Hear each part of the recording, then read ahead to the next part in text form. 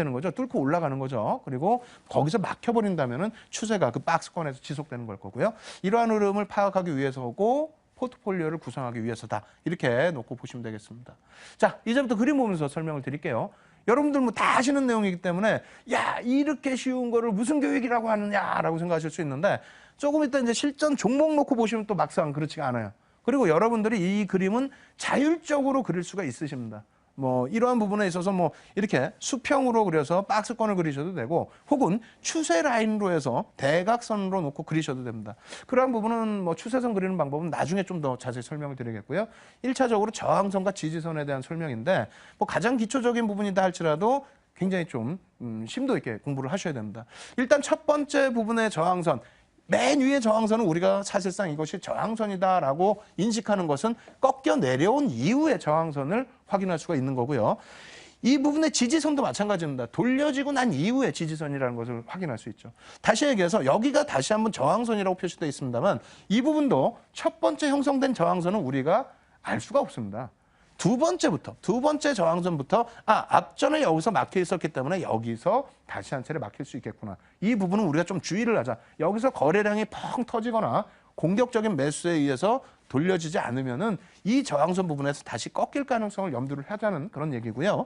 첫 번째 지지 라인은 말씀드린 것처럼 돌려져야만 할 수 있다고 그랬죠. 그렇기 때문에 두 번째 지지 라인을 통해서만 여기가 지지가 될 수 있겠구나라는 것을 계산을 할 수 있다라는 겁니다. 그래서 그냥 이렇게 놓고 보시면은 그냥 간단하게 여기 저항이고 여기 지지고 이렇게 생각하실 수 있는데 실질적으로 내 자산을 지키시는 거기 때문에 공부하실 때는 좀 더 명확하게 공부를 하셔야 되는 게 맞다라고 설명을 드립니다. 그리고 이러한 그 패턴 부분이 다시 이러한 그림으로 또 놓고 볼 수가 있겠죠. 뭐 선 차트의 개념으로 놓고 보실 수가 있는데 앞서 말씀드린 개념하고 똑같습니다. 그래서 파란 색깔이 저항선이고 빨간 색깔이 뭐 지지선 뭐 이런 개념으로 좀 해놨는데요. 놓고 보시게 되면은 어떻게 됐습니까? 첫 번째 부딪히는 공간에는 동그라미를 안 쳐드렸어요. 왜 그러냐면 여기가 처음부터 부딪혔는데 이게 저항인지 아닌지 어떻게 알아요? 깨져 내려갈 때 이제 저항선의 기준이 되겠죠. 그리고 저항 그리고 여기도 지지가 아닙니다. 저 밑에서 뭐 주가가 여기서부터 출발한 게 아니라 이 위에 밑에서부터 출발했을 수도 있기 때문에 여기가 지지라인 되는 게 아니라 여기서부터 지지라인이 되는 겁니다. 그래서 지지라인, 저항. 이 저항선을 뚫고 가느냐 안 뚫고 가느냐에 따라서 차익 실현 여부 그리고 차익 실현을 만약에 중단 라인 이상에서 했을 때에는 재편입 여부를 고민을 해봐야 되는 거겠죠. 그래서 이 부분에 대한 실전 전략 부분은 향후에 말씀드릴 거예요. 뭐 대략적으로 예를 든다면 박스권에 형성되어 있는 추세라든가 추세 부분에 뭐 대각선 추세 부분에 형성되어 있는 범위를 돌파했을 때에 그럼 이것을 돌파로 인정을 할 것이냐 아니면 다시 이 정도에서 꺾여 내려올 것이냐의 기준은 나중에 자세히 설명드리겠습니다만 간단하게 미리 설명드린다면은 제 기준에서는 뭐 적어두셔도 이건 상관없습니다.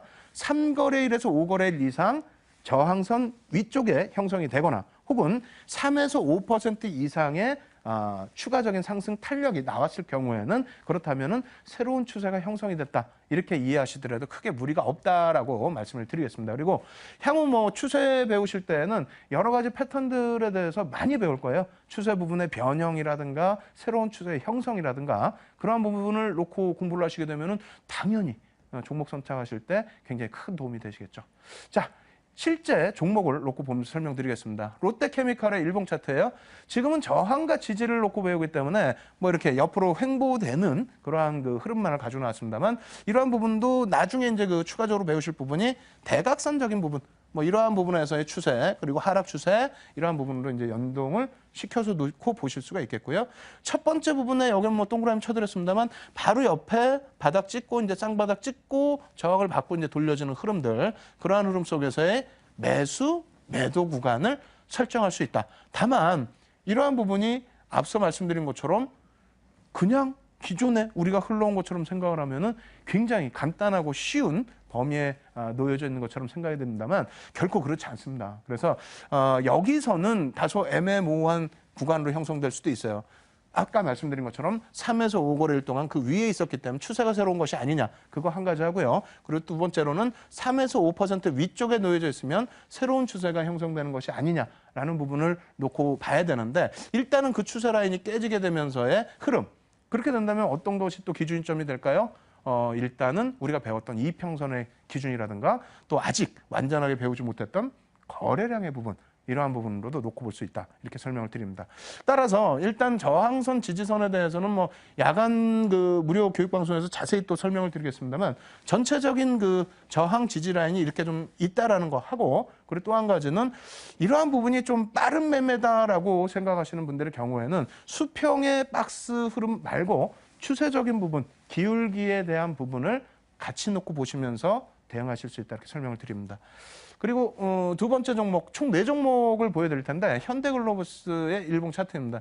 이 부분도 역시 마찬가지예요. 사실상은 전체적인 추세 라인으로 놓고 본다면은 굳이 저항과 지지 라인을 매수 매도를 굳이 꼭 크게 반복하실 필요 없습니다. 왜냐하면 대형주 기준에서는 어차피 이러한 부분에 있어서의 그 등락폭 자체가 상당히 제한적입니다. 제한적인 등락폭에서 매매를 너무 하시다가 그러다가 뭐 순간적으로 매매 타이밍을 놓치시게 되면은 종목 편입 자체가 놓쳐지게 되죠. 다시 예를 들어서 이렇게 뭐 뚫고 올라가는 흐름에서 한번 매매 타이밍을 놓치시게 되면은 그 이후에 매매가 어려워질 수가 있습니다. 그래서 향후에 배울 대각선적인 기울기에 대한 추세 부분, 이러한 추세 부분에 대해서 같이 염두를 하시면서 대응을 하시는 것이 맞다라고 말씀을 드리고요. 두 종목 더 보여드릴게요. 두 종목 보여드릴 텐데 KTNG 일봉 차트입니다. 그래서 KTNG 같은 경우가 이제 앞서 말씀드린 것처럼 기준이 될 수가 있죠. 그래서 횡보될 때 기준에서의 매수 매도 공략은 뭐 충분히 이해를 할 수 있습니다만 여기에서 상향될 때는 지금은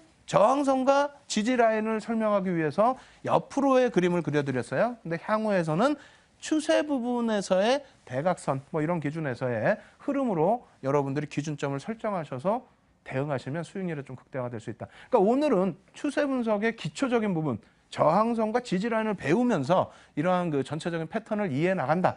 여기까지만 생각을 하시면 될 것 같아요. 그리고 마지막으로 한 종목 더 보여드리는데 SKCNC 일봉 차트도 마찬가지죠. 앞서 보신 우리가 횡보 라인에서의 지지 저항과 지금 같은 패턴 같은 경우 횡보 지지 라인에서 한 템포를 놓치시게 되고 그리고 강력하게 이러한 저항 라인을 뚫고 올라가게 되는 경우 이런 경우에는 수익률을 극대화하기 어려우시죠. 그렇기 때문에 이러한 기준에서 놓고 보실 때는 다음 주부터 또 진행될 추세 부분에 대해서도 굉장히 여러분들이 집중을 하셔야 된다. 그래서 오늘 기준에서는 뭐 계속 말씀드리지만 뭐 11시에 815 TV를 통해서 무료 교육 방송 때 이 지지 저항 부분을 더 강력하게 말씀드릴 거고 이렇게까지만 말씀드리면 여러분들이 좀 어려우신 부분이 있지 않습니까? 지금까지 졸리신 눈을 부비면서 야 마지막에 어떤 종목이 나오길래 이렇게 강조를 했느냐라고 말씀을 하실 수 있을 텐데 그 부분에 대해서 조금 앞선 종목 대비해서는 거래량이 좀 월등히 터져 있어요. 그리고 변동성 자체가 굉장히 커져 있습니다. 그렇기 때문에 일정 부분의 리스크는 있긴 있습니다만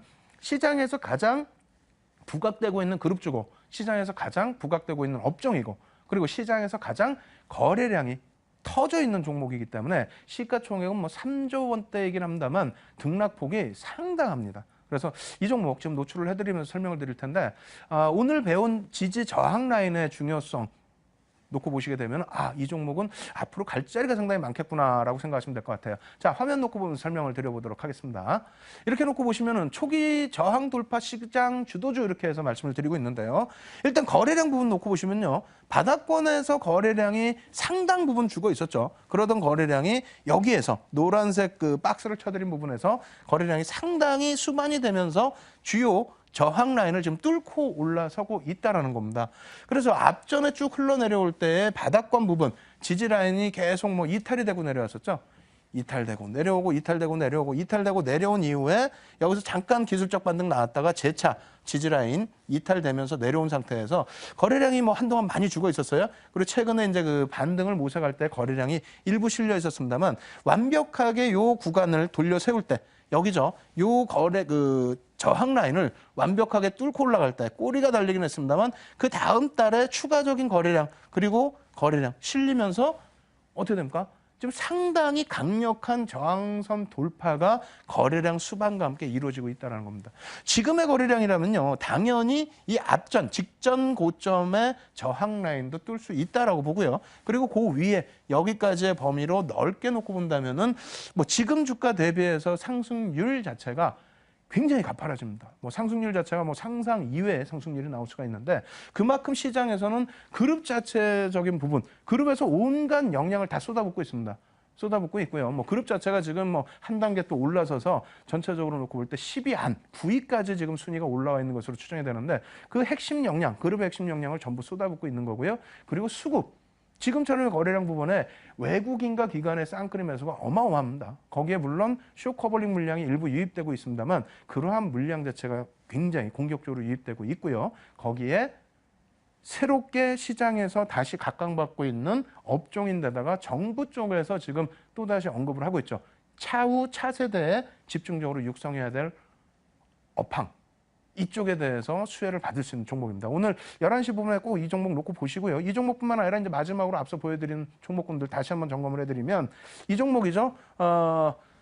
금리 부분의 인상, 원달러 환율의 안정적인 흐름, 그리고 그에 따른 원자재 가격의 하락, 이런 부분에 수혜를 받을 수 있는 시장 주도 업종입니다. 역시 마찬가지로 바닥권 일봉 차트의 샛별형, 그리고 같은 종목입니다. 주봉 차트의 망치형, 그리고 같은 종목이에요. 월봉 차트에서의 흐름. 지금은 이제 마지막 5월 마지막이기 때문에 꼭 편입을 해두셔야만 6월 달에 본격 시세 가져갈 수 있다. 이렇게 말씀드리겠고, 종목군들이 노출이 안 돼서 야간에 11시에 무료 방송 참여하기 힘든데 그럼 어떻게 하느냐? 다시 보여드릴게요. 삼성전자 부분. 어떻게 하셔야 된다고요?